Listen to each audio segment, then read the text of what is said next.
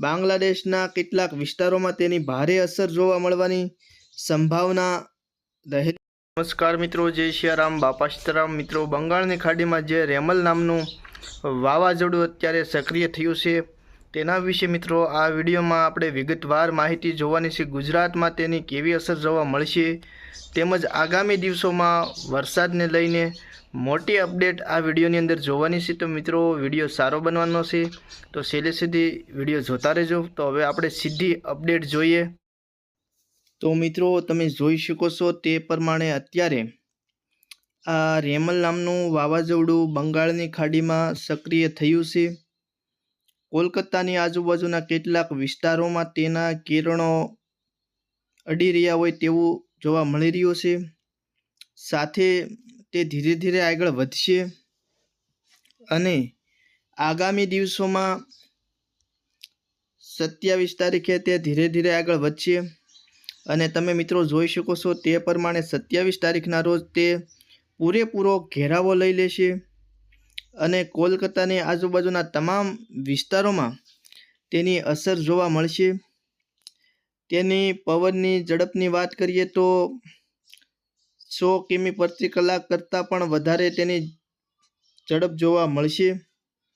સાથે ભારત સિવાય બાંગ્લાદેશમાં પણ તેની અસર જોવા મળવાની સંભાવના રહેલી છે પૂરેપૂરી અને આગામી 28 તારીખના રોજ તે ધીરે ધીરે આગળ વધશે અને 28 તારીખના રોજ તે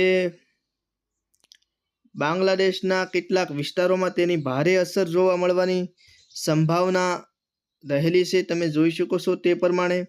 અને 28 તારીખથી લઈ અને તે ધીરે ધીરે આગળ વધશે અને 28 તારીખથી લઈ અને 29 તારીખના રોજ તે ભારતમાંથી પસાર થઈ અને પૂર્ણ થઈ જશે તેવું જોવા મળી રહ્યું છે। તમે મિત્રો જોઈ શકો છો આ દ્રશ્યો છે તે 29 તારીખના રોજના છે અને 29 તારીખના રોજ આ વાવાઝોડું અનસક્રિય થઈ જશે।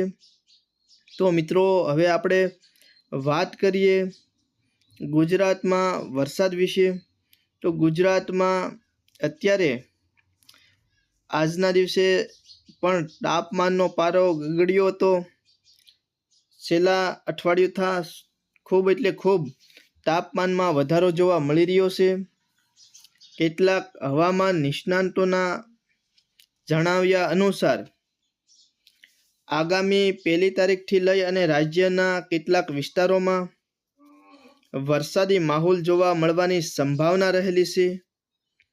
સૌરાષ્ટ્ર હોય, દક્ષિણ ગુજરાત હોય, મધ્ય ગુજરાત હોય કે ઉત્તર ગુજરાત, આમ સમગ્ર રાજ્યમાં આગામી 1 તારીખથી લઈ અને વરસાદી માહોલ જોવા મળશે।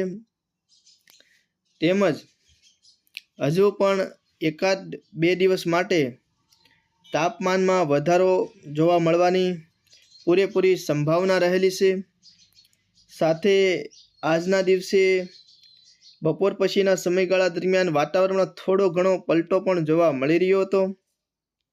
તો મિત્રો, આ હતી રેમલ વાવાઝોડા સાથે વરસાદની થોડી એવી માહિતી। તમને આ વિડીયો ગમ્યો હોય તો ચેનલને સબસ્ક્રાઈબ કરજો, વિડીયોને લાઇક કરજો અને વિડીયોને બને એટલો શેર કરજો। ફરી મળીશું નવા વિડીયોમાં, ત્યાં સુધી જય સિયારામ અને બાપા સીતારામ।